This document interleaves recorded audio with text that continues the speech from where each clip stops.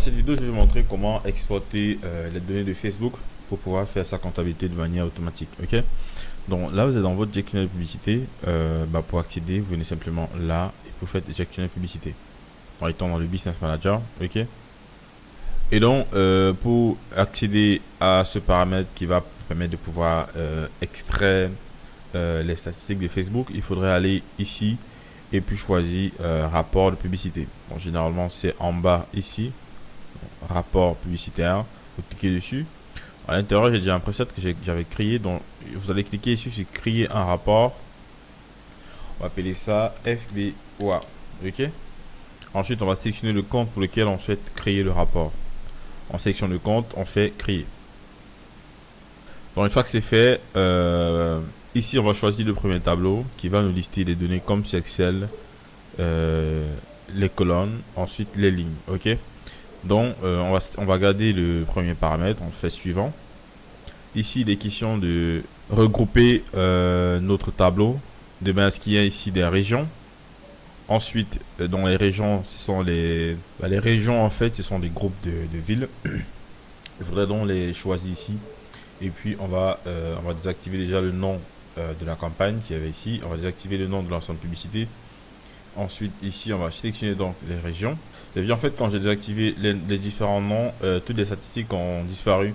Parce qu'en fait, ces statistiques ici apparaissent en fonction des premières options. Donc ici, par exemple, ce sont les ventes qui ont été générées seulement pour cet ensemble de publicité. Ok. Donc quand on désactive, on fusionne en fait tous les éléments. On peut voir la couverture qu'on a eu, on peut voir le montant qu'on a dépensé. Et ici, il est question de dégrouper ce montant en fonction des régions. Donc si on prend région, il va nous dire à peu près combien a été dépensé par région. C'est ça qui nous intéresse en fait. On voit qu'à Douala, ici dans le littoral, il y a eu 600 dollars qui ont été dépensés à Yaoundé, Kadiago, c'est région au fur et à mesure. Donc là, on a les régions et ici, on a les montants. Ok. Il est donc question en fait pour vous, à chaque fois que vous faites de la publicité, de savoir quel est le montant que vous dépensez par région. Ça vous permettra dans votre comptabilité, comme on a déjà classé ici dans Excel les régions, et bien ça vous permet de savoir, ok, dans la région du littoral, on a dépensé tel montant, on a vendu tel montant. Dans la région du centre, on a dépensé tel montant, on a vendu tel montant. Ça vous permet de savoir si vous avez le même pourcentage de rentabilité par région.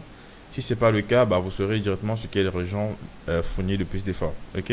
Donc une fois qu'on a rajouté région, on a sélectionné les régions, il faudrait rajouter les jours parce que là on n'a pas de détails concernant les journées. Ok. Il est question de faire une optimisation journalière pour savoir à peu près le comportement de Facebook chaque jour, parce qu'il y aura des journées où vous allez dépenser par exemple peu de budget, avoir une bonne rentabilité.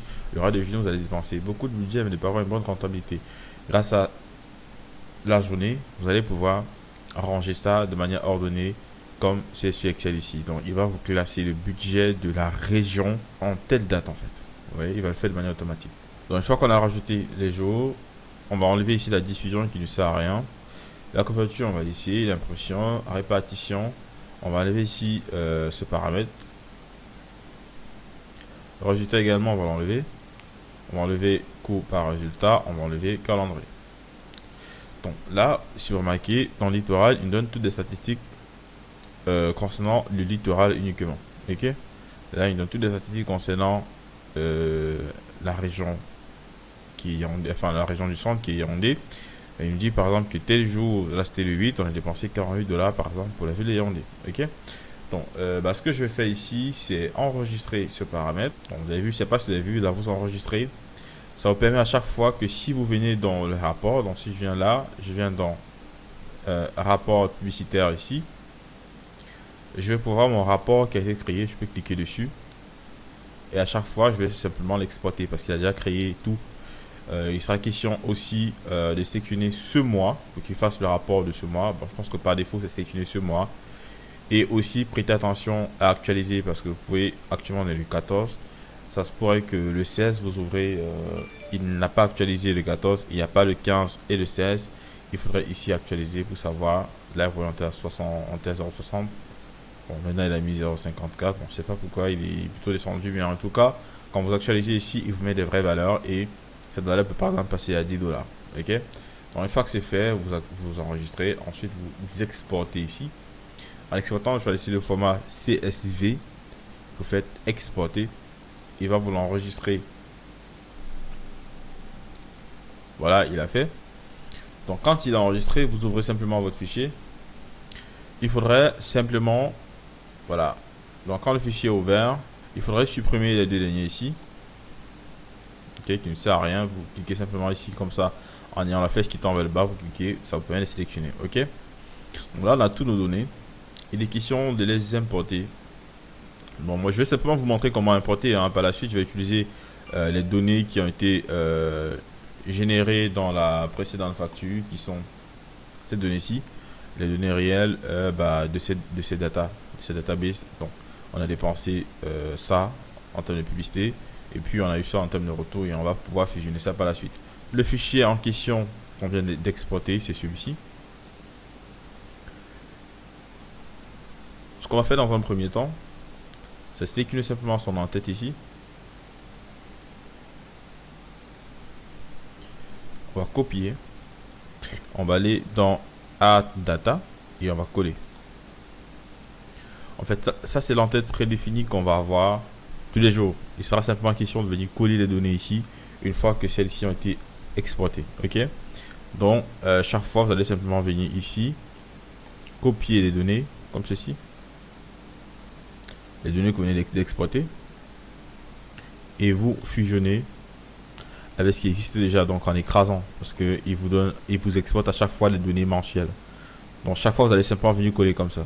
Donc si jamais vous revenez le 18 exporter les données, vous sélectionnez comme je viens de faire actuellement, sélectionnez toutes les données jusqu'en bas. Vous venez sélectionner le premier élément ici, ensuite vous collez, et ça va permettre à ce que toutes les données vont être renvoyées dans votre Add Data. Maintenant, il faudrait s'assurer que la date, le format de la date est correct, ok. Donc, on peut remarquer que il est effectivement correct parce qu'il commence bien ici avec le mois, ensuite le jour.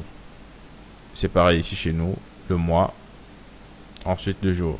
Cependant, vous remarquez que là, ce sont pas les, là c'est pas le mois actuel, hein, là c'est le mois de septembre. Cependant, l'exploitation que j'ai faite actuellement, c'est l'exploitation du mois de novembre, ok. Parce qu'actuellement, nous sommes en novembre. En fait, j'ai enregistré cette 5e semaine en plusieurs semaines parce que mon temps est un peu très serré ces derniers temps.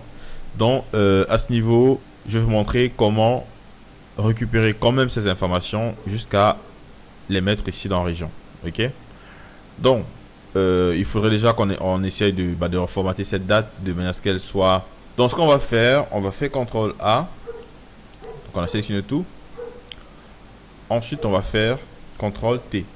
Donc, CTRL T, en fait, c'est le paramètre qui va permettre de créer notre table. Vous pouvez également le faire ici dans Insert, Table. Vous cliquez sur Table, il va vous créer un tableau.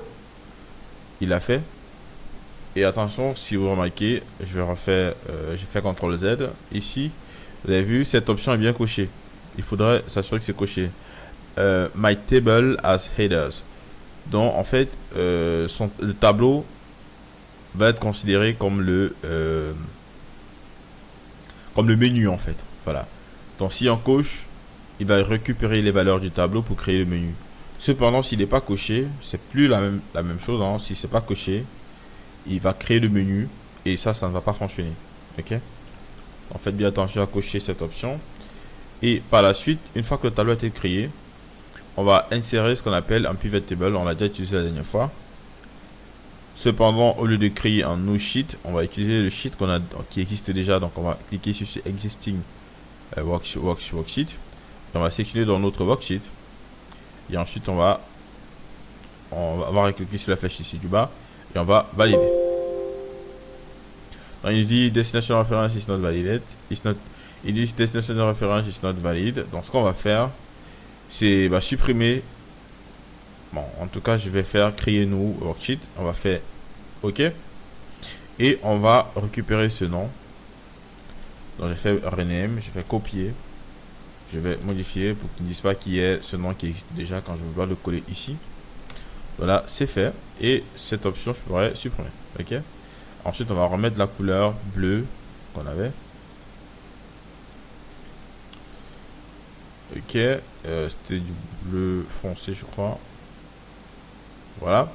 Et donc à ce niveau, on va maintenant créer notre pivot table. Ok. Donc on va commencer avec la journée. Ensuite, on aura besoin simplement du montant dépensé. Ouais, on a cliqué sur le montant dépensé, on aura besoin également des régions. Cependant, les régions, il ne nous a pas mis dans le bon sens. On va mettre des régions au niveau des colonnes pour qu'ils puissent nous les aligner comme ceci. Cependant, on peut mettre en priorité nos villes principales. Vous avez vu, j'ai sélectionné, donc on va aller par exemple dans centre. On va se mettre au-dessus, vous voyez, là il n'y a pas de flèche, mais si je mets un peu plus au-dessus, il y aura une flèche vers le bas. Quand je clique dessus, il me sélectionne tout.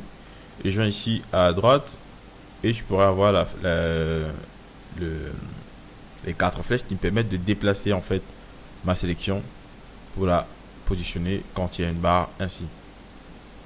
Donc, il faut comme ça positionner les villes en fonction de leur performance, du plus grand au plus petit, pour pouvoir rapidement faire votre visualisation. Bon, là du coup on peut remarquer qu'on a le résultat qu'on avait chez Facebook. Cependant, on a ici le total dépensé par journée. On peut reformater cette valeur parce que elle n'est pas très top en cliquant simplement ici, plutôt ici, pour réduire les valeurs. Et on va sélectionner comme ceci. On va double-cliquer au milieu, voilà, pour bien serrer les colonnes. Et maintenant, on pourra visualiser combien a été dépensé, par exemple, dans ces villes. Combien a été dépensé ici. Combien a été dépensé, par exemple, ici. Ainsi de suite. Ok. Donc, dans cette vidéo,